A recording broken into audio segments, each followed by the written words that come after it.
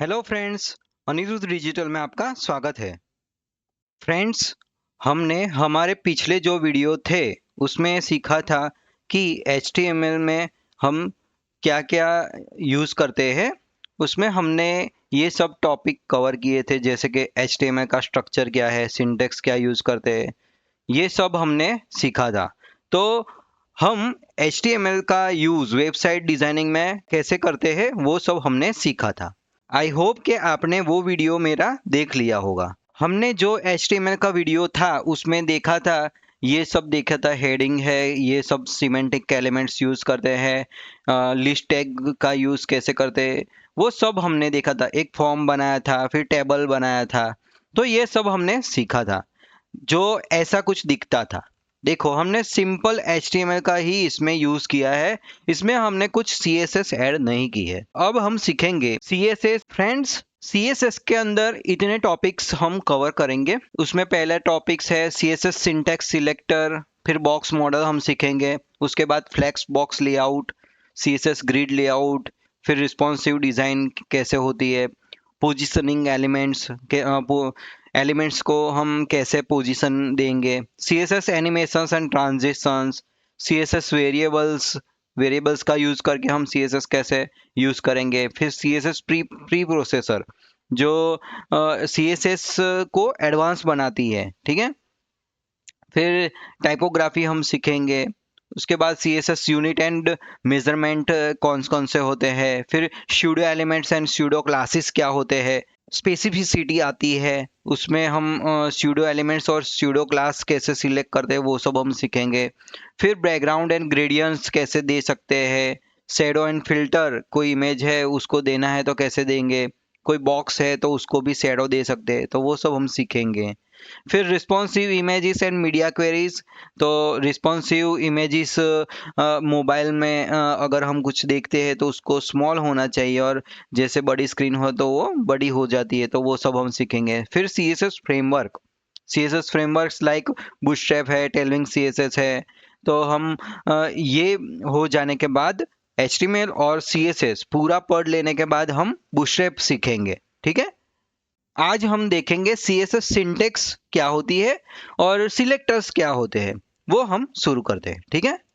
CSS syntax and selectors, तो CSS में basic selectors आते हैं। तो बेसिक सिलेक्टर के अंदर क्या होता है, एलिमेंट सिलेक्टर होता है। तो select all the elements of given type, means basic elements क्या होते हैं, P टैग है, फिर H1 टैग है, H2 टैग है, इमेज टैग है। तो ये सब बेसिक सिलेक्टर्स बोल सकते हैं। हमने यहाँ पे P लिखा और उसका कलर दिया है, ठीक है। ऐसे ही हम एक इमेज का टैग आएगा तो इसकी कुछ बैकग्राउंड या विथ हाइट वो सब हम ऐसे देंगे।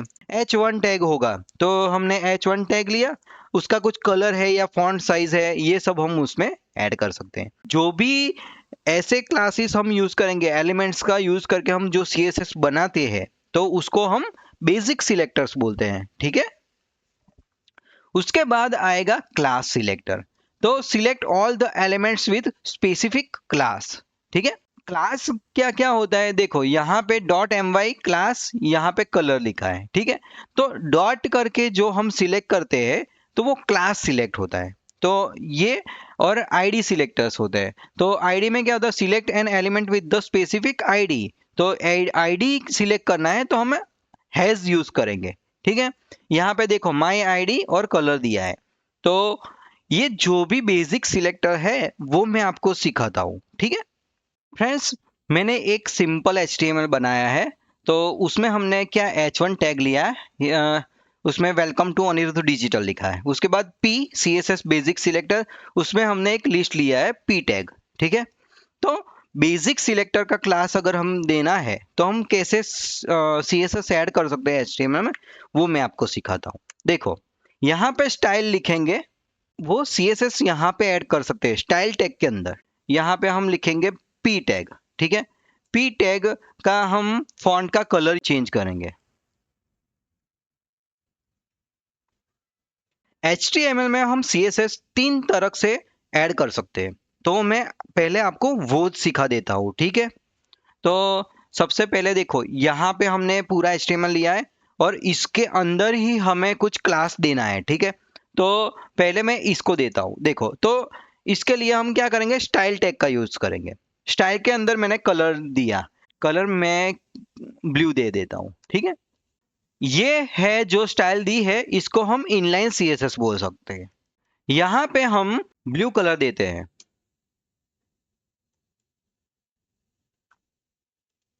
इसको सेव करेंगे और यहां पे रिफ्रेश करेंगे तो ये ब्लू कलर में हो जाएगा, देखा। तो ये ऐसे हम स्टाइल देके हम इनलाइन सीएसएस ऐड कर सकते हैं।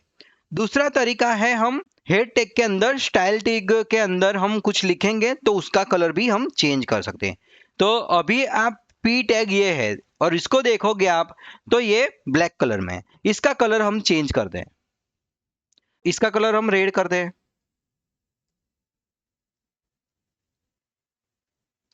तो अभी इसको रिफ्रेश करेंगे तो ये रेड कलर में हो जाएगा, देखो, देखा। पहला तरीका था इनलाइन, सेकंड था हेड टैग के अंदर, स्टाइल टैग के अंदर लिख सकते हैं। और तीसरा एक तरीका है, हम एक नई सीएसएस की फाइल बनाएंगे और उसके अंदर ये जो भी कोड है वो उसके अंदर रखेंगे। उसके लिए हम क्या करेंगे, ये फोल्डर के अंदर हम एक सीएसएस की फाइल बनाते हैं। तो फाइल के लिए हम राइट क्लिक करके न्यू करेंगे और जो टेक्स्ट डॉक्यूमेंट्स है इसको सिलेक्ट करेंगे और ये जो .txt है उसको भी सिलेक्ट कर देंगे। कंट्रोल ए करके मैंने सिलेक्ट किया। अब हम स्टाइल लिखेंगे style.css, ठीक है। इसको एंटर करेंगे, इसको भी यस करेंगे। Are you want to change it, यानी कि जो ये फाइल एक्सटेंशन है वो सीएसएस में आप करना चाहते हो तो हम यस करेंगे। इसको रिफ्रेश करेंगे तो ये चेंज हो जाएगा। अगर एक नोटपैड सेव करते हैं तो आपको दिखाता हूँ, देखो ये टेक्स्ट डॉक्यूमेंट्स अगर है तो वो ऐसे दिखता है, ठीक है। इसको हम डिलीट करते हैं अभी के लिए और ये जो स्टाइल सीएसएस है इसको ओपन करते हैं। अब यहाँ पे हम, अब इसके लिए ये जो पीएल का एलआई टैग है आप इंस्पेक्ट करके भी चेक कर सकते हो। देखो एक यूएल के अंदर एलआई है, उसका कलर अगर हमें चेंज करना है तो हम यहां से कर सकते हो, एलआई, और इसका कलर चेंज करते हैं। और कलर क्या देंगे, ये दे देते हैं, ठीक है, ब्लू वायलेट। अब इसको रिफ्रेश करेंगे तो वो यहाँ पे चेंज नहीं होगा, देखो। क्यों नहीं होगा, क्योंकि ये जो फाइल है और ये जो फाइल है इस दोनों में कॉम्बिनेशन नहीं है, तो इसको कनेक्ट करना पड़ेगा, ठीक है। तो कनेक्ट हम कैसे करेंगे, लिंक टैग से, ठीक है। लिंक के अंदर आरईएल के अंदर क्या लिखा है, स्टाइल सीट, क्योंकि हम एक स्टाइल सीट ऐड करेंगे, ठीक है। तो यहां पे आप style dot C S S, ठीक है, ये फोल्डर में style dot C S S है, ये जो नाम है वो ही ये नाम यहाँ हमने ऐड किया है। मैंने एक स्टाइल सीट बना दी, ठीक है। अब हम ये स्टाइल सीट को यही नाम दिया है, अब इसको सेव करेंगे और यहाँ पे हमने वायलेट दिया है तो ये वायलेट होना चाहिए, ठीक है। अभी इसको रिफ्रेश करते हैं, देखो इसका कलर चेंज हो गया है, देखो आप देखोगे तो ये वायलेट हो गया है, यानी कि ये दोनों फाइल कंबाइन हो गई, ये इस फाइल के अंदर हमने ये फाइल कॉल की है। अब देखो ये फाइल तो सेम है, मैं क्या करता हूं, इस फाइल को अभी इसके अंदर एक फोल्डर बनाता हूं, उसका नाम CSS रखते हैं और इसके अंदर इसको मूव कर देते हैं। अब इसको भी हम रिफ्रेश करते हैं तो ये नहीं चला जाएगा, देखो ये कलर ये ब्लैक हो गया, ठीक है। तो ये ब्लैक क्यों हो गया, क्योंकि यहां पे आप देखोगे तो इसका पाथ और ये फोल्डर के अंदर फाइल उसको नहीं मिल रही, क्योंकि वो यहाँ पे ढूंढ रहा है ना ही कि यहाँ पे, क्योंकि हमारी फाइल तो इसके अंदर है तो हमें इसका पाथ चेंज करना पड़ेगा। तो इसके लिए हम क्या करेंगे, डॉट और बैकस्पेस करेंगे, ठीक है। तो आपको यहाँ पे ये वो मिल जाएगा, ये फोल्डर है और एक फाइल है, ये जो फाइल है वो और ये एक फोल्डर। तो हम इसके फोल्डर के अंदर जाएंगे, फोल्डर के अंदर जितनी भी फाइल होगी आपको यहाँ पे मिलेगी। ये सब मैंने HTML में ऑलरेडी आपको सिखाया है, ठीक है। तो ये स्टाइल CSS है वो हम ऐड करेंगे। मैंने क्लिक की। अब इसको हम सेव करते हैं। देखो यहाँ पे आप देखोगे तो सर्कल रहेगा। अब मैं सेव करूंगा तो यहाँ पे क्रॉस हो जाएगा। देखा? तो इसका मतलब क्या है, अगर आप कुछ भी यहाँ पे एडिट करोगे तो यहाँ पे वो सर्कल हो जाता है। उसका मतलब फाइल हमने सेव नहीं की है।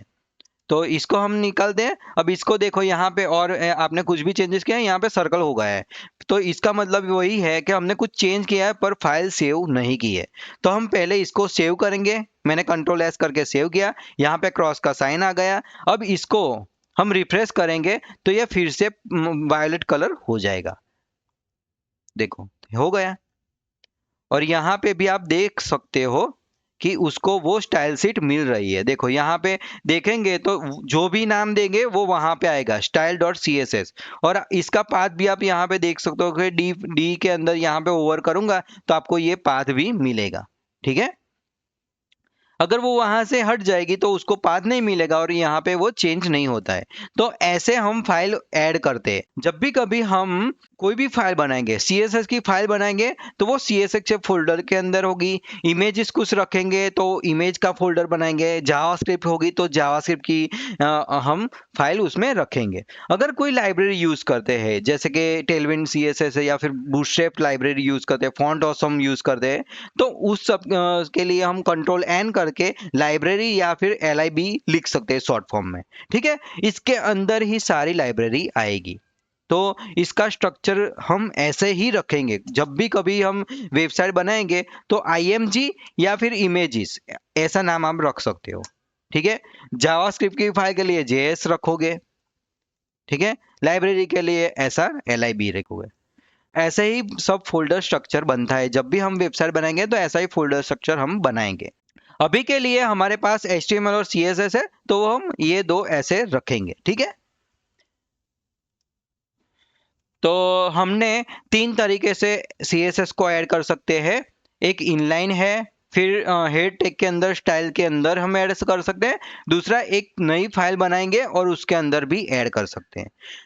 हम जब भी कभी CSS ऐड करेंगे तो हम इनलाइन CSS भी यूज नहीं करेंगे और हेड टैग में भी नहीं डालेंगे। हम हो सके तो ऐसी एक फाइल बनाएंगे CSS की और उसके अंदर ही पूरी CSS ऐड करेंगे। तो उससे क्या होगा कि हमें कुछ भी अगर चेंज करना है तो हमें एक ही जगह पे वो सब CSS मिल जाए और हम उसमें कुछ चेंजेस करना है तो कर सकते हैं।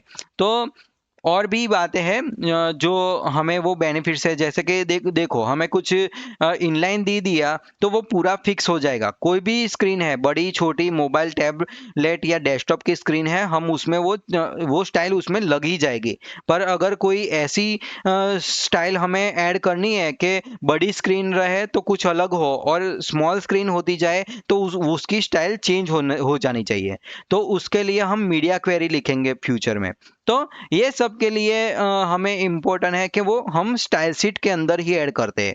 तो हम पहले से ही ऐसा स्ट्रक्चर बनाएंगे कि हमें वो बाद में इजी वे से हमें वो हो जाए। ठीक है?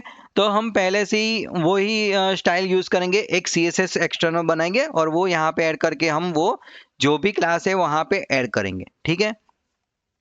आपको अभी पता चले इसलिए हम क्या करते हैं कि अभी यहाँ इसके अंदर ही CSS ऐड करते हैं। पर एक्चुअली में जब हम वेबसाइट बनाएंगे तो वो ऐसे एक्सटर्नल CSS बनाएंगे और उसके अंदर ऐड करेंगे। ठीक है? क्योंकि आपको वो पता चले यहाँ से ही कि मैं भी जो भी कुछ आपको सिखाता हूँ वहाँ पे चेंज होता है नहीं होता है। वरना एक्सटर्नल फाइल होगी तो मेरे को यहाँ पे लिखना पड़ेगा, वो फाइल में जाके फिर चेंजेस करके आपको दिखाना पड़ेगा। तो वो आप भी कंफ्यूज हो जाएगा, ज़्यादा स्क्रीन चेंजेस होगी। तो देखो मैंने यहाँ पे क्लास ऐड किया है। ठीक है? और मैं यहाँ पे क्या लिखता हूँ, पैराग्राफ। ठीक है? जो भी मैंने यहाँ पे लिया है उसको कॉपी करता हूं और यहाँ पे डॉट, क्लास है तो डॉट, अगर आईडी है तो हैश, वो ही नेम सिम लिखा है। अब इसका कलर हम चेंज करेंगे। उसका कलर रेड किया, इसको सेव किया और यहाँ पे करेंगे तो देखो ये रेड कलर में आ गया। तो ये क्लास से हम ऐसे उसको कलर चेंज कर सकते हैं।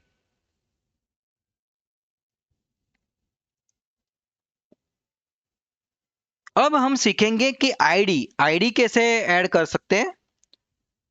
तो इसके अंदर हम आईडी लिखेंगे। आईडी ऐसे लिखते हैं, आईडी, और यहां पे लिखेंगे बिग फॉन्ट। ठीक है, इसको कॉपी करेंगे और यहां पे ही जाएंगे, सेम हैश करके इसको सिलेक्ट कर सकते हैं आईडी को। अब इसको फॉन्ट साइज चेंज करते हैं। चलो, फॉन्ट साइज हम 25 पिक्सल कर देते हैं। हम इसको सेव करेंगे। मैंने इसको सेव किया और यहाँ पे रिफ्रेश किया। तो अभी आप देखोगे ये जो भी है, यहाँ पे देखेंगे तो इसकी फॉन्ट की साइज आप देखोगे 25 पिक्सल हो गई। ये जो छोटा था अब वो बड़ा फॉन्ट हो गया है। ठीक है, तो ऐसे हम H1 टैग था जो बेसिक सिलेक्टर, वो ऐड करते हैं और उसका हम कलर चेंज करते हैं ब्लू। ठीक है, इसको सेव करते हैं और इसको रिफ्रेश करते हैं। तो हमने जो भी बेसिक सिलेक्टर थे, जो टैग से कर सकते हैं, दूसरा क्लास से कर सकते हैं और आईडी से सिलेक्ट करते सकते हैं। बेसिक सिलेक्टर, फिर क्लास सिलेक्टर और आईडी सिलेक्टर, ये तीन हमने देखा। अब हम देखेंगे कॉम्बिनेटर्स। कॉम्बिनेटर्स क्या होते हैं?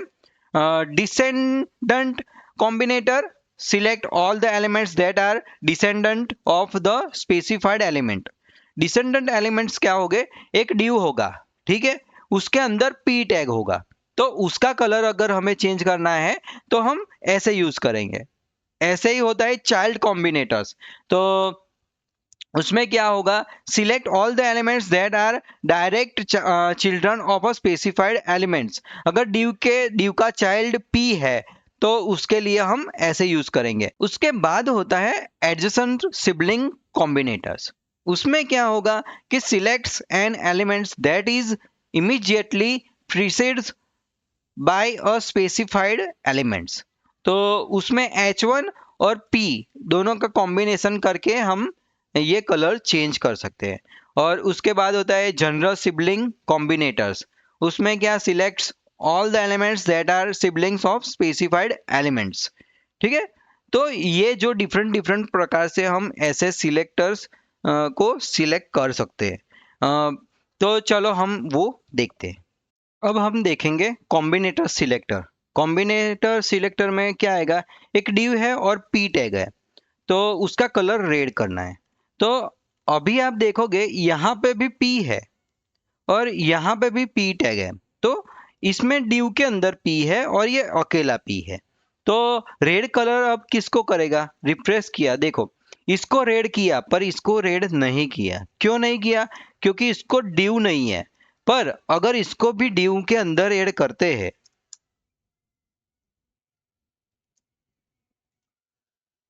इसको सेव करते हैं, तो इसको रिफ्रेश करेंगे तो वो रेड हो जाएगा, देखो। ठीक है, तो ये कॉम्बिनेशन वाला है, तो उसमें उसको div और p, div के अंदर p मिलना चाहिए तो ही उसको वो सिलेक्ट करेगा कलर को। ऐसे ही और है चाइल्ड कॉम्बिनेटर। उसमें क्या होगा? div के अंदर H1 होगा, उसको ही वो ब्लू करेगा। तो इसके लिए देखो यहाँ पे div के अंदर H1 लिखते हैं और इसको और एक H1 ले लेते हैं, ये वाला, और इसको div के बिना है तो इसको हम अभी 2 करते हैं। इसको रिफ्रेश करते हैं तो देखो इसको मैंने ब्लू किया, इसको ब्लू किया पर इसको नहीं किया क्योंकि इसके अंदर div नहीं है। ठीक है, अब हम देखेंगे एडजेसेंट। उसमें क्या होगा? H2 और P, ये दो कॉम्बिनेशन में होगा तो ही उसका कलर वो चेंज करेगा। तो देखो यहाँ पे H2 है और ये P है, तो H2 के नीचे P है, उसका कलर उसने चेंज किया है, पर अकेला P है तो उसको चेंज नहीं किया। पर इसको कॉपी करता हूँ और यहाँ पे रखता हूँ, अभी सेव करेंगे तो वो इसका भी कलर चेंज कर देगा।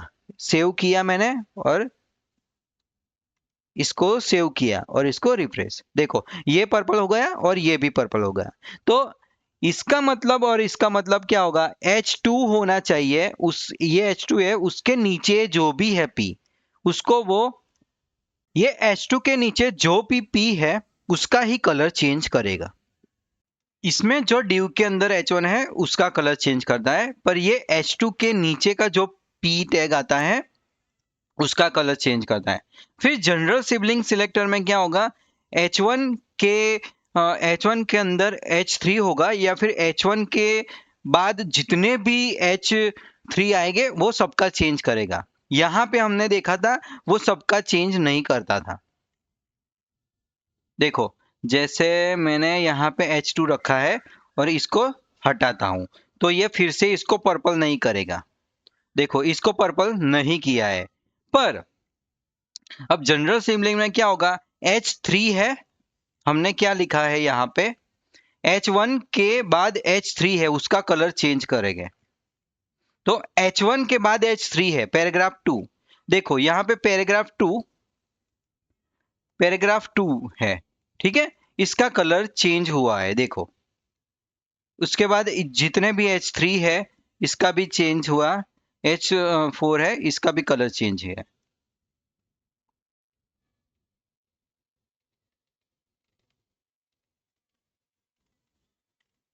यहाँ पे देखोगे तो सारे H3 जो है वो कलर में है, पर हम क्या करेंगे, ये जो H1 है ना इसको हटाते हैं, तो ये जो है वो, देखो इसको और इसको कमेंट कर दे, ये दोनों को कमेंट कर दे, Ctrl+C, ठीक है।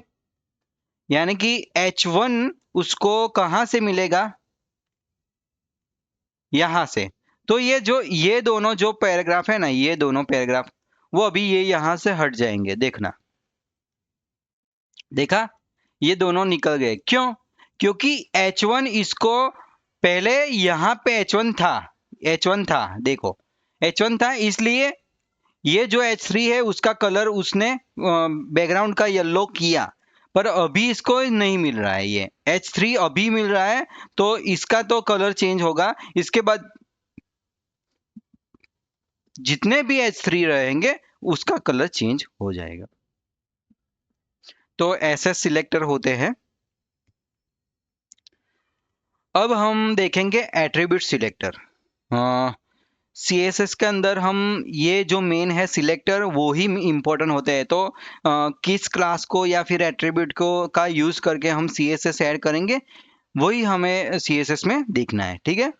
अभी आता है एट्रीब्यूट सिलेक्टर। एट्रीब्यूट सिलेक्टर क्या होता है कि attribute equal selectors select element with the specific attribute value, यानी कि एट्रीब्यूट की जो भी वैल्यू है उसको सिलेक्ट करके हम उसका कुछ चेंजेस करेंगे।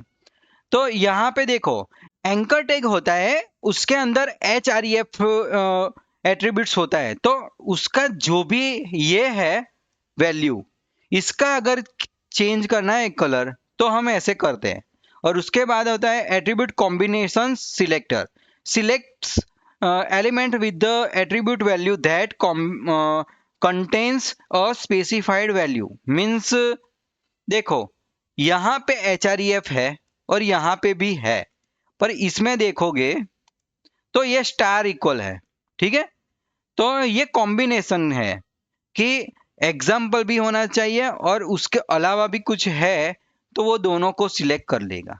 यहाँ पे एग्जैक्ट ये जो URL है उसको ही सिलेक्ट करेगा, इसके साथ और कुछ है तो वो उसको कलर चेंज नहीं करेगा। उसके बाद है स्टूडियो क्लासेस। तो स्टूडियो क्लासेस कैसे होते हैं, पहले चलो ये दोनों का आपको मैं HTML में सिखाता हूँ, ठीक है। सबसे पहले हमने एंकर टैग लिया, उसमें सभी एंकर टैग का कलर ब्लैक कर दिया, तो ये ब्लैक हो गया। अगर इसको हम और कोई कलर करते हैं, ये वाला, ठीक है। अब इसको सेव करते हैं, रिफ्रेश करते हैं, सभी एंकर टैग यहाँ पे वो चेंज हो जाएंगे उसके कलर, ठीक है। तो अभी के लिए हम ब्लैक कर रखते हैं, इसको रिफ्रेश किया, ये ब्लैक हो गया, ठीक है। अब हम दूसरा आता है टारगेट। टारगेट येलो कलर कर देगा। तो टारगेट क्या होगा, एंकर टैग में जाएंगे यहाँ पे, तो उसका जो भी टारगेट ब्लैंक है, ठीक है, टारगेट ब्लैंक और टारगेट टॉप, तो जो कलर है उसका कलर वो बैकग्राउंड का कलर येलो कर देगा। देखो यहाँ पे येलो कलर हो गया है, ठीक है। अभी के लिए ये सबको कमेंट करते हैं। अब इसको रिफ्रेश करते हैं। तो देखो यहाँ पे जितने भी टारगेट देंगे वो येलो हो जाएगा। तो देखो यहाँ पे टारगेट है तो ये येलो हुआ, पर यहाँ पे कुछ टारगेट नहीं है तो वो येलो नहीं हुआ। ऐसे ही अलग सिलेक्टर और है। देखो टारगेट ब्लैंक। अब इसको रिफ्रेश करते हैं। देखो तो जिसका टारगेट ब्लैंक होगा उसका कलर ये कर देगा, और यहाँ पे हमने ये टारगेट येलो रखा है इसलिए वो टारगेट येलो हो रहा है। पर इसको कमेंट करते हैं तो सिर्फ ये ग्रीन वाला ही यहाँ पे रहेगा, येलो नहीं आएगा। देखो ऐसे ही है टाइटल गर्ल। अगर कोई इमेज है उसका टाइटल है गर्ल, तो उसका बॉर्डर बॉर्डर 5 पिक्सल और ग्रीन कर देगा। ये जो इमेज है, ये वाली इमेज, उसमें देखो यहाँ पे टाइटल सीप है, यहाँ पे टाइटल गर्ल है, और यहाँ पे टाइटल गर्ल और वुमन दोनों लिखा है।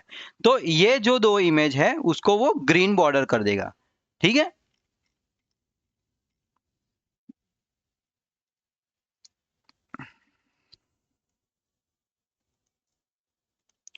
अब ये क्लास है और ये एक पाइप है और उसको इक्वल है।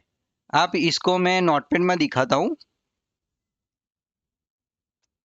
देखो यहाँ पे पाइप ऐसा है, ये वाला है पाइप और इक्वल और टॉप। इसका मतलब क्या होगा कि टॉप वर्ड रहेगा, अकेला टॉप वर्ड होना चाहिए क्लास के अंदर, तो वो उसका ही वो कलर बैकग्राउंड का रेड करेगा, ठीक है। तो यहाँ पे हम जाएंगे और यहाँ पे, ठीक है, इसको सेव करेंगे और इसको रिफ्रेश करेंगे। तो देखो ये जो भी यहाँ पे टॉप हेडर है, टॉप डैश हेडर, तो इसका कलर रेड किया है, ठीक है। यहाँ पे आप देखोगे उसके बाद टॉप डैश टेक्स्ट करके यहाँ पे हेलो वर्ड है तो उसका बैकग्राउंड रेड किया। पर यहाँ पे टॉप के बाद कंटेंट लिखा है, साथ में ही लिखा है, तो उसका कलर वो चेंज नहीं करना करेगा। अगर उसका भी अगर चेंज करना है कलर तो हम क्या करेंगे,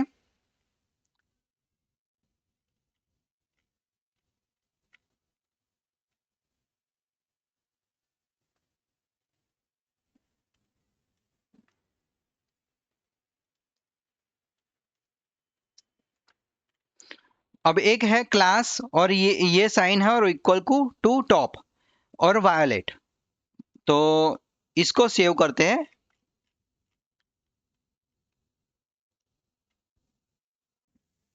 यहाँ पे क्या है ये देखो, ये साइन है ना, तो यहाँ पे सभी जगह पे टॉप लिखा है और ये भी टॉप कंटेंट है, तो ये तीनों का कलर चेंज करेगा। यहाँ पे रिफ्रेश करेंगे। देखो यहाँ पे जो है तीनों का कलर ये चेंज कर रहा है। दो देखो मैं यहाँ पे टेस्ट लिखता हूँ, टेस्ट, ठीक है। और यहाँ पे हम देखेंगे, रिफ्रेश किया, ये टेस्ट आ गया। देखा ये तीनों का किया, पर यहाँ पे नहीं किया था। ये अगर यूज करते हैं तो वो चेंज नहीं करेगा। उसके बाद डॉलर आता है, देखो इसको कमेंट करेंगे।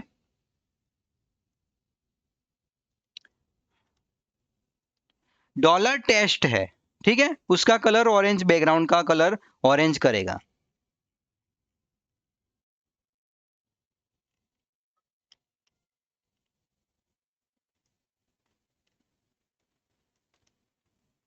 इसको रिफ्रेश करेंगे तो देखो ये टेस्ट है तो उसका कलर चेंज कर दिया, पर ये सेकंड है तो उसका कलर चेंज नहीं किया। उसके बाद माई टेस्ट है तो भी वो ऐड करेगा, और माई टेस्ट साथ में है तो भी वो कलर चेंज करता है इसमें। और ये जो है ये वाला, उसमें डिफरेंस क्या है, देखो यहाँ पे टेस्ट आगे लिखा है और यहाँ पे पीछे लिखा है। ये जितना पीछे लिखा है ये सब पीछे लिखा है, देखो टेस्ट वाला, और यहाँ पे सब आगे लिखा है। जो भी वैल्यू सिलेक्टर होता है इसमें वो टॉप आगे था, देखो यहाँ पे आगे था, और यहाँ पे ये पीछे है टेस्ट टेस्ट का। यहाँ पे आप देखोगे क्लास, तो देखो ये टेस्ट है वो पीछे था।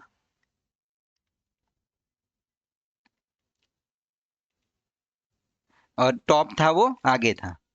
अब इसके बाद आएगा 10, कंट्रोल एक्स, इसको कमेंट करते हैं।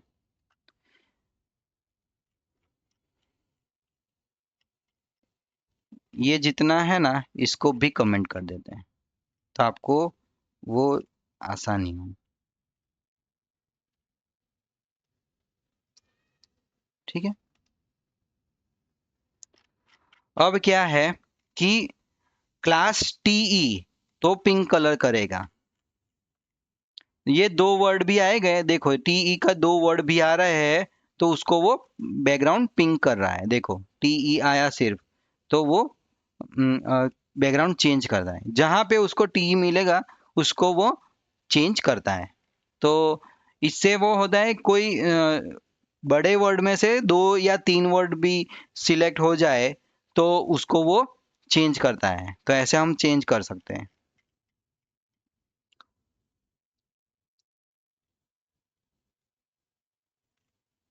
उसके बाद आएगा कोई फॉर्म है, उसकी वैल्यू अगर हमें कुछ चेंज करनी है, बैकग्राउंड या ऐसा कुछ, तो उसके लिए क्या करेंगे, इसको कमेंट करते हैं और ये जो एट्रीब्यूट है इसको भी कमेंट कर दें।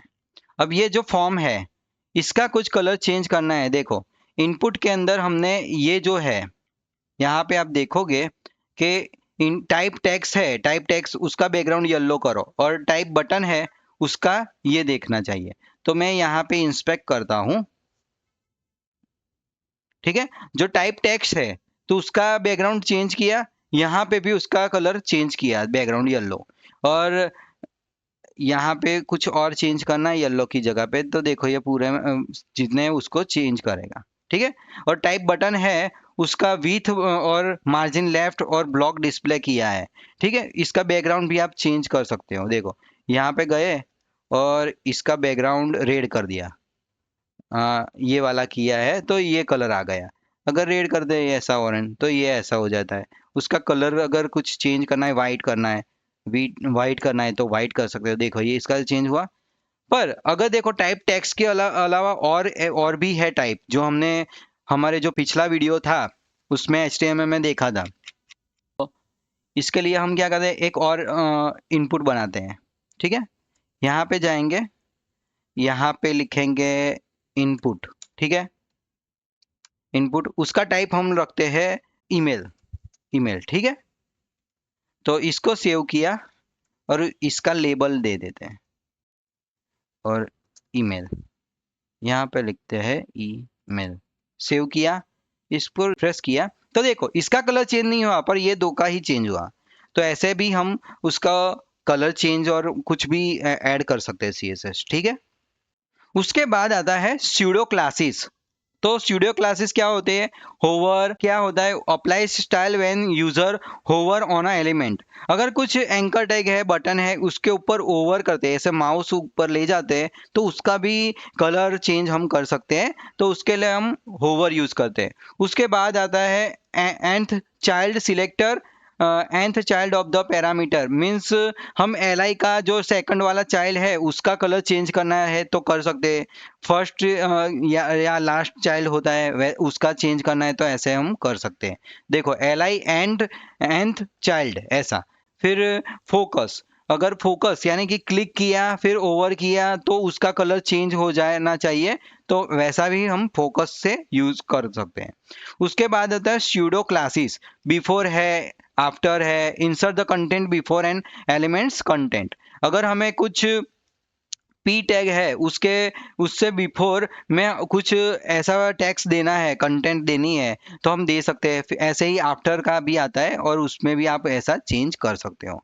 तो ऐसे जो क्लास यानी कि ये जो जो है बटन का ओवर है, फिर एंड चाइल्ड है, इसको स्यूडो क्लासेस बोलते हैं। और अगर एलिमेंट पी टैग है, H1 है, इसके अंदर हम स्यूडो ऐड करेंगे तो उसको स्यूडो एलिमेंट्स बोलते हैं। तो चलो हम ये भी देख लेते हैं। ठीक है, अब हम देखते हैं स्यूडो क्लास और स्यूडो एलिमेंट्स क्या होते हैं, और होवर, एक्टिव, फोकस वो सब क्या होते हैं। तो देखो यहाँ पे एंकर पे होवर लिखा है। ठीक है, और उसका बैकग्राउंड हॉट पिंक रखा है। ऐसे ही हमने एक्टिव रखा है, उसका कलर ब्लू है। तो यहाँ पे आप देखोगे बटन, उसको मैंने एंकर टैग दिया है, ठीक है। तो इसके होवर पे कलर हॉट पिंक रहेगा, देखो, ठीक है। पर इसको जैसे ही क्लिक करूंगा तो इसका कलर ब्लू हो जाएगा, देखो, देखा। तो ऐसे ही विजिट करके भी आता है। अगर आप कोई लिंक है उस पे विजिट करके आते हो, ऐसे देखो, विजिटेड, तो उसका कलर ग्रीन रखोगे। तो कोई लिंक है, इसके ऊपर क्लिक करके आप आओगे तो उसका कलर ग्रीन हो जाएगा, ठीक है। वैसे ही स्यूडो स्यूडो क्लास होते हैं, जैसे कि फोकस होता है। तो देखो, इनपुट पे फोकस लिखा है, ठीक है, उसका बैकग्राउंड वायोलेट है। तो यहाँ पे मैं जैसे ही क्लिक करूंगा ये फोकस में आ जाएगा और उसका बैकग्राउंड चेंज हो जाएगा, देखो, ये वाला, ये जो क्लास है वो लगा है, ये वाला नहीं है, इसको रिमूव कर दें, ठीक है। ये जो फोकस है उसका क्लास है, देखो, यहाँ पे हमने क्लास दिया है, फोकस का क्लास है ये वाला, ये जो इनपुट है यहाँ पे हमने, ये फोकस है, ठीक है। तो इसके फोकस पे हमने बैकग्राउंड को ये कलर कर दिया है, ठीक है। ये बैकग्राउंड है और कलर वाइट हो जाएगा, इस पे क्लिक किया तो ये बैकग्राउंड ऐसा होगा है, ठीक है। तो ऐसे ही हम ड्यू पे होवर दिया है ब्लू बैकग्राउंड में। तो ड्यू का होवर यानी कि माउस ओवर ऑन मी, यहाँ पे ये ड्यू है, देखो होवर किया तो ये ब्लू बैकग्राउंड में होगा। ऐसे ही आता है child, first child, last child. UL का जो लिस्ट है उसका जो फर्स्ट चाइल्ड है उसका कलर चेंज करो। तो ये जो फर्स्ट है यहाँ पे आप देखोगे तो उसका कलर चेंज हुआ है, और है उसका नहीं हुआ है। ऐसे ही आप फर्स्ट की जगह पे लास्ट करोगे, ठीक है, तो लास्ट वाला हो जाएगा, देखो थर्ड वाला हो गया। ऐसे ही H1 बिफोर, अगर एक H1 है उसके बिफोर हमें कुछ ऐड करना है, देखो यहाँ पे H1 है, ठीक है, यहाँ पे दिस इज हेडिंग से शुरू होता है। ये जो दिस इज हेडिंग है इसके आगे कुछ ऐड करना है तो हम बिफोर लगाएंगे, उसके बाद करना है तो आफ्टर। यहाँ पे रेड और डार्क ब्लू है, तो देखो ये H2 है, उसके पीछे रेड टेक्स्ट लिखा। ऐसे ही आप इसको आइकन और वो सब ऐड कर सकते हो। फ्रेंड्स, तो आज हमने देखा CSS सिंटेक्स क्या होते हैं, सिलेक्टर्स क्या होते हैं, वो सब हमने सीखा है। तो अब हम हमारे नेक्स्ट वीडियो में देखेंगे बॉक्स मॉडल क्या होते हैं, तो वो सब हम सीखेंगे। फ्रेंड्स, अगर आपको मेरा ये वीडियो इन्फॉर्मेटिव लगा है तो आप मेरे चैनल को सब्सक्राइब कीजिए, लाइक कीजिए और अपने फ्रेंड को सबसे ज़्यादा शेयर कीजिए। Thank you.